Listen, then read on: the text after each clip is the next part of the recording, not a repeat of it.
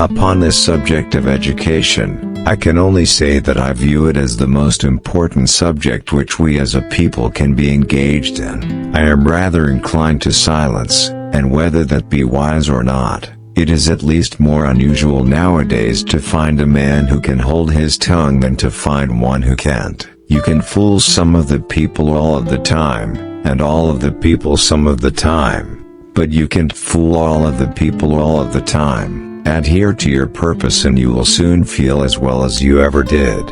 On the contrary, if you falter, and give up, you will lose the power of keeping any resolution, and will regret it all your life. I have been driven many times upon my knees by the overwhelming conviction that I had nowhere else to go.